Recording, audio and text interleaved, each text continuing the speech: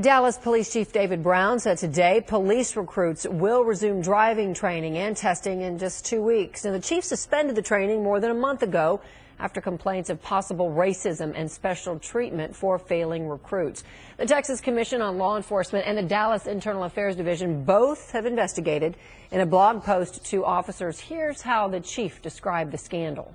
I would call this a hot mess, but we're committed to making sure that the police department is conveyed in the best light and that we do the right thing.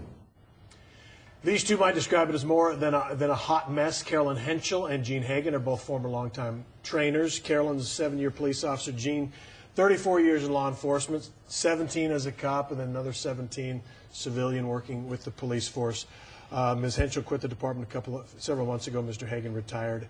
At 5 p.m. today, is that right, 5 p.m.? That's correct. Became official. He had to wait for today to talk with us. I want to ask, is that because you feared reprisals?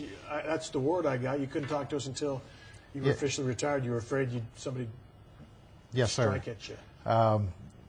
As part of the investigation, I was ordered to go to Internal Affairs and answer questions. I was given a warning that I had to tell the truth, which I did. And 2 weeks later, I'm transferred to the auto pound. And they also tell you not to talk about this, I guess, in Internal Affairs. That's if you would have correct. spoken on it, talked about it, and been on the payroll, I guess you could have got fired. All right, so let's talk about the Broad Police Academy. I guess I can call it a scandal. And there's different accounts of how this started, but let's go. I'll let the police chief explain what he thinks started it, and the DPA, Dallas Police Association, believes it was started with another thing. But as far as the chief says, it started back in March when the Black Police Association complained that only minority recruits were failing exams at the academy. Let's listen to Chief. And the 5-year review found that only black recruits have been washed out of the driving practical skills test over the last 5 years, and that mostly minority recruits, both black and Hispanics, have been terminated for failing the field sobriety test, with the exception of one white male. Okay, so when you hear in the last 5 years, the only people who have failed the test are African Americans, that sets alarms off. Was this anything about this, the beginning of this scandal, this testing issue, about race? I don't know how it could be about race.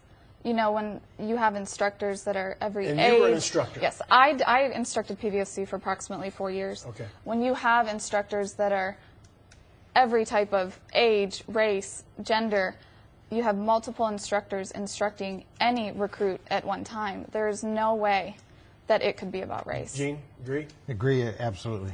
Okay, let's talk about something that I was provided. Put up a graphic because some of the defenders of the training program say driving washouts just a small part of reasons that recruits can wash out.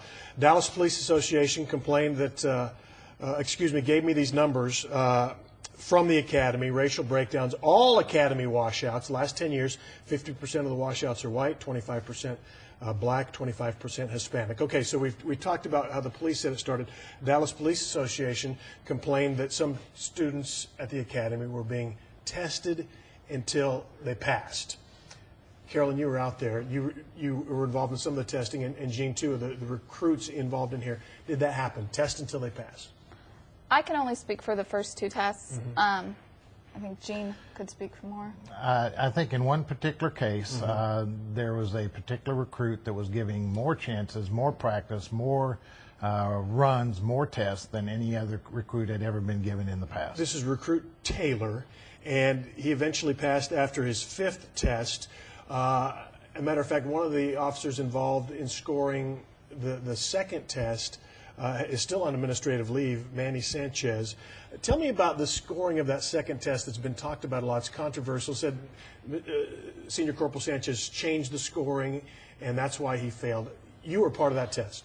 Another instructor was in the car with that recruit, and like with anything, there's always a wrench thrown in it. Someone always does something different, and that's exactly what happened in this case. A recruit had done something we had never seen. The instructor got out of the car, approached me, asked me what I believe we should do when it came to the score. We both agreed that he had made 2 mistakes as opposed to 1.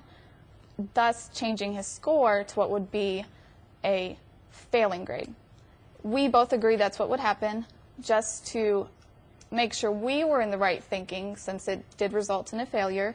The other instructor called Manny Sanchez and just said, hey, this is what happened. Do you agree with the decision myself and Officer Henschel made? At no time was a name given, race, whether it was a pass-fail. That was never brought up. Manny had no idea at the time who the recruit was. Okay. And that was his second test, and he had 2 more chances to pass, but didn't. In the normal way of testing. That's correct. He got that 5th way. All right. The chief says that they questioned a lot of people about special treatment of Officer Taylor. That's been the accusation from the police association. He got special treatment, tested until he passed. And he said in all those interviews, no one said they tested him until he passed. Listen.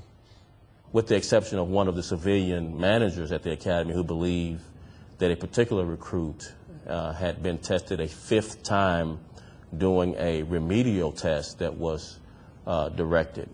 Okay, that one person was you, Gene, right? Yes, sir. You said he did get special treatment, and you got dragged into internal affairs. And talk about the questioning. If it was you essentially had some paperwork filled out for you in advance, and just you were supposed to sign off on it. That's how it worked? When I walked in, there was a sheet of paper that had 3 questions on it. The detective asked me what the answers to those questions were, and I said they were yes.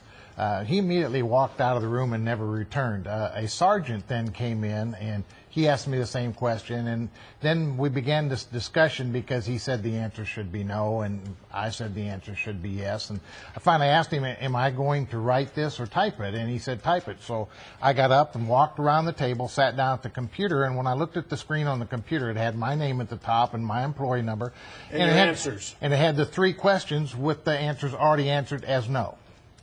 And you changed it to yes. To yes. And what happened after that? You got transferred. I right? got transferred, yes. You went from the academy. The academy to the auto pound. And is that Siberia? There's a perception in the department that that's where officers are sent for discipline. All right, so you're disappointed and this has become a war, kind of. It's become a scandal. Why is it? And talk about morale and why you're making this stand and why it's important to you to be here talking about. I don't know that people understand, okay, 2 people, this Officer Taylor, another person fail the test or they pass a test. What difference does it make? So what difference does it make? Well, I believe my integrity was questioned, and integrity is everything to a police officer. If they don't have integrity, they're no good on a witness stand or anything else. And I just felt my integrity was being questioned, and that I was being, even though I was told I had to tell the truth or face disciplinary action, I was still disciplined. And you guys say the recruit bombed the driving test several times. What difference does it make? I personally think driving is, it's a police officer's job. You're in the squad car all the time. It is proven that more officers die from car wrecks than for any other form. If a recruit is not able to drive, it puts the citizens at risk as well as other officers. If you're lowering the standards, you are lowering the standards of the entire police department, and the public should be outraged over that. All right. Officers concerned about this? You hear them talking? Yes. Officers talk a lot. time. We all know officers talk about all kinds of things. They're talking about this. Yes. I've only been on 7 years, but I've never seen morale so low. All right. We'll see where it goes. Thanks for coming down. Appreciate it. Enjoy your retirement. Thank you, sir. Okay. Gene Hagan, thanks.